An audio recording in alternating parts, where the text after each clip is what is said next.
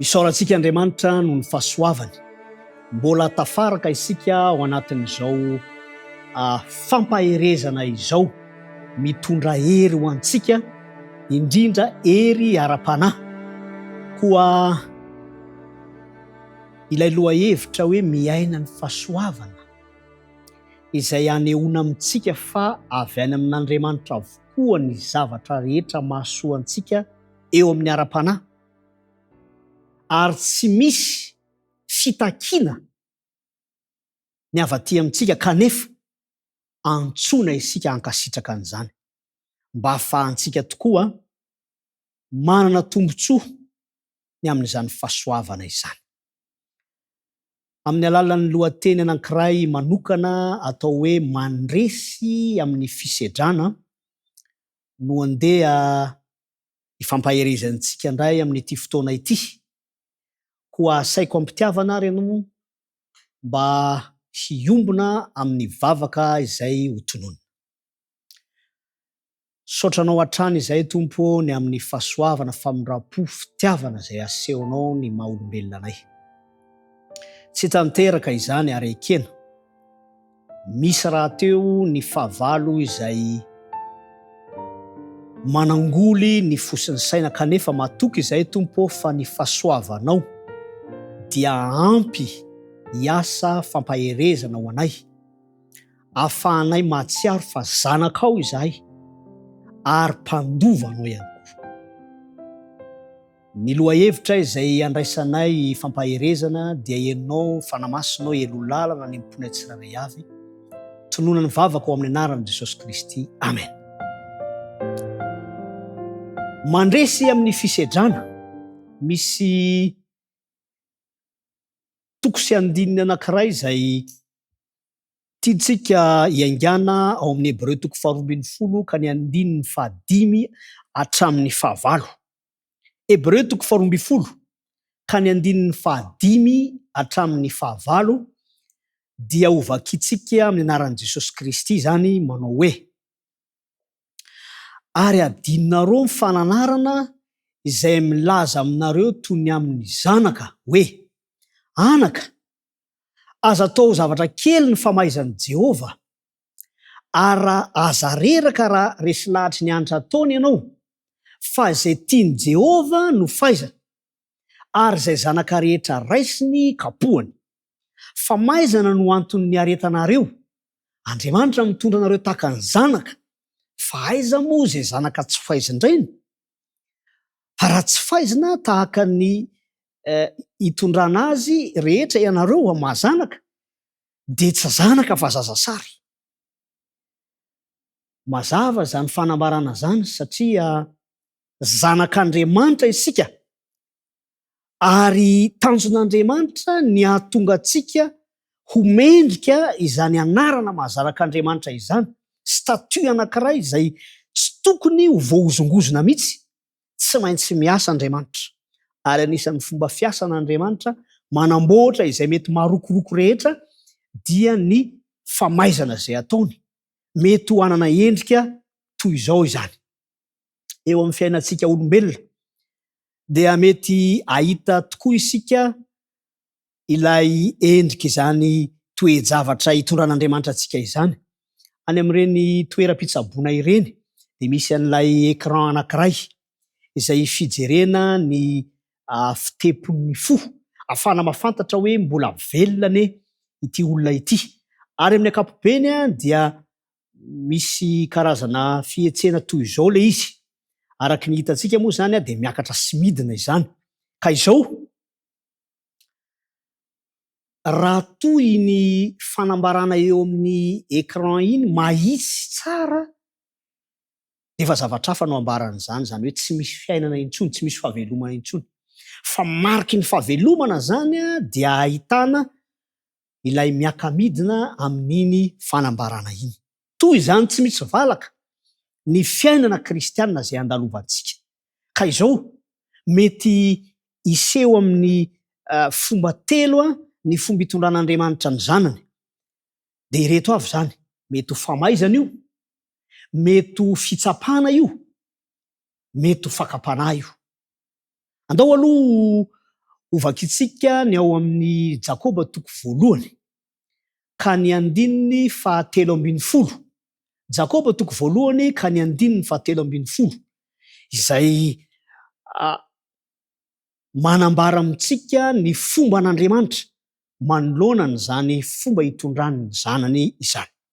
Jakoba toko voalohany 7:10. Raha misy alaim-panahy, aoka izy tsy hanao hoe Andriamanitra maka fanahy, fa Andriamanitra tsy azony ratsy alaim-panahy sady tsy mba maka fanahy olona izy. Malasa saina tokoa zany satria araky ny voambara dia misy karazana endrim-pakam-panahy izay tonga eo amintsika. Dia aoka hazava zany fa raha misy fakam-panahy tonga dia tsy Andriamanitra no maka fanahy antsika fa tsy maintsy ho ny fahavalo. Zao anefa ny zavatra misy. Mety hisy fotoana Andriamanitra mamela ny fahavalo haka fanahy antsika. Ahoana indray? Amin'ny mahazanany antsika tsy maka fanahy antsika izy, fa iny fakam-panahy izay avelany ataon'ny fahavalo iny dia raisiny no entina ho fitsapan-toetra na fitsapana izay mahazo antsika. Ao amin'ny Petera voalohany toko 4 nasako anao manokana mba hiara-mamaky amiko an'izany. Petera voalohany toko 4 ka ny andininy 12 sy ny 13. Satria misy mantsy toe-javatra izay toa everina fa tsy tsara mandalo eo amin'ny fiainantsika, ary izany dia hitantsika mihitsy hoe indro fa toa manana endrika fakam-panahy. Mazava fa avy amin'ilay ratsy zany, avy amin'ny fahavalo zany mba hanapotika sy handavo atsika. Fa mety misy fotoana zany avelan'Andriamanitra andeha tsy ny hanapotika ny handavo atsika izany, fa misy antony manokana. Andao ane ovakitsika ny Petera voalohany toko 4 ka ny andininy 12 sy 13 ny anaran'i Jesosy Kristy. Ry malala, aza gaga noho ny fizahan-toetra mamay izay mahazo anareo ho fitsapan-toetra, ary aza atao zatra magaga manjo anareo zany, fa araky ny ombonanareo fijaliana amin'ny Kristy dia mifalimba iravoravonanareo indrindra ao amin'ny fisehon'ny voninahiny koa. Verina indray le hoe miombona amin'ny Kristy, mpandova, mpiara-mandova amin'ny Kristy. Arariny loatra raha misy fotoana isika avelan'Andriamanitra andalo zavatsarotra izay miteraka fahoriana sy fijaliana miaraka amin'ny Kristy, satria nahoana? Mba hanomolavolantsika izany, hanomanana antsika ho amin'ilay mandrakizay zany. Zanaka isika, ary mahafinaritra ny hanombohany an'ilay teny manao hoe ry malala. Alay fisary an-tsaina hoe Andriamanitra no miantso asy anao hoe ry malala. Misy tanjona tsara ao, fahasoavana zany. Ka raha toa maheno toa zavatsarotra ianao mandalo eo amin'ny fiainana, mety ho famaizana iny satria Andriamanitra no mandamina an'izany. Mety ho fitsapana ihany koa nefa iny, na dia manana endrika fakam-panahy aza, satria Andriamanitra dia mahafantatra ny tena mahasoa antsika. Efa fantatsika ary tsy vaovao amintsika ilay Korintiana voalohany toko 12 manao hoe tsy misy fakam-panahy na fizahan-toetra mety mahazo anareo afa-tsy izay zakan'ny olombelona. Nefa matoky Andriamanitra ka tsy hamela anareo alaim-panahy mihoatra noho izay zakanareo, fa momba amin'ny fakam-panahy dia asiany lalana ahafahanareo koa azakanareo izany. Jereo tsara ny fomba fiasan'Andriamanitra. Fa raha misy zany ilay antsoina hoe action permissive de Dieu, zany hoe avelan'Andriamanitra ataony ny fahavalo eo amintsika ny zavatsarotra anankiray, fa efa feran'Andriamanitra kosa zay tokony ho zakany maha olombelona antsika. Jereo tsara fa mifehin-jahatra rehetra Andriamanitra. Izany fatakarana ny fomba fiasan'Andriamanitra zany ao amin'ny fahasoavany dia tombontsoa antsika, satria hanatsara, hanala izay mety marokoroko rehetra, hanala izay mety tsy hahatonga antsika ho ilay volamena voadio tamin'ny afo. Ekenao ve raha Andriamanitra no mandrendrika anao tahaka ny ataon'ny mpandrendrika amin'ny volamena tsara anankiray? Fa Andriamanitra mihitsy no miditra tsehatra ny amin'izany. Tsy tsy vaovao amintsika izany fomba fiasan'Andriamanitra zany satria efa nandalo zava-tsarotra isika ary araky ny fanambarana izay nivakiantsika teo aza dia hita fa hoy izy hoe mahamay fitsapahan-toetra na fizahan-toetra mahamay zany toy ny amin'ny afo anankiray izay manala ny taindrendrika rehetra fa izao Andriamanitra no mandray antanana izany. Mino izany va ianao? Atokisanao ve zany fomba fiasan'Andriamanitra zany? Fa raha izany dia ho azonao atao ny ho mpandresy ao amin'Andriamanitra, mpandresy ao amin'ny fahasoavan'Andriamanitra satria miaina izany fahasoavana izany ka mandresy ny amin'ny fisedrana rehetra. Tiako ny tondram-bavaka antsika amin'izany. Mety mahita ianao hoe malama tokoa ny filazana an'izany zavatra izany amintsika fa fanandramana izay iombonantsika izany. Mety ny mahamay aminao mety tsy mahamay amiko. Tsy isika raha teo no mifidy an'izy io fa Andriamanitra no manao izany ho antsika. Tsy nomeny antsika isafidy izay mety amintsika satria raha izany dia izay tsy dia mahamay loatra no fidiako.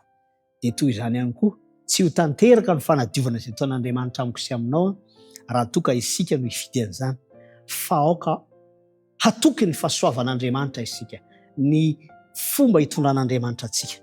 Koa hivavaka ho anao ao anatin'izany ihany koa ny tenako mba ho mpandresy isika na dia eo aza ny mahamay faiombonantsika amin'ny Kristy izany.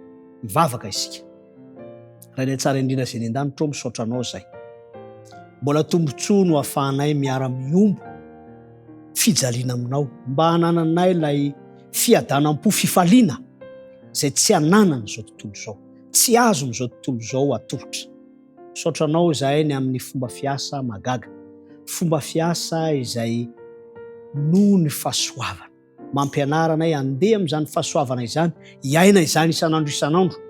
Koa vavolombelon'ny fahatsaranao izahay amin'ny mahazanaka ao anay, ary ny fomba fisainanay tompo amin'ny mampandovanay dia andeha mahitsy ao anaty-trehanao. Mety solafaka izay amin'ny toe-javatra andavanandro mpiainanay fa hiarina hatrany izay satria ianao no manarina anay. Tononona ny vavaka ao amin'ny anaran'i Jesosy Kristy. Amen. Mankasitraka antsika ary mirary ny fahasoavan'Andriamanitra ho antsika hatrany hatrany, indrindra eo amin'ny dingana ara-panahy izay andalovantsika isan'andro isan'andro. Veloma tokoa.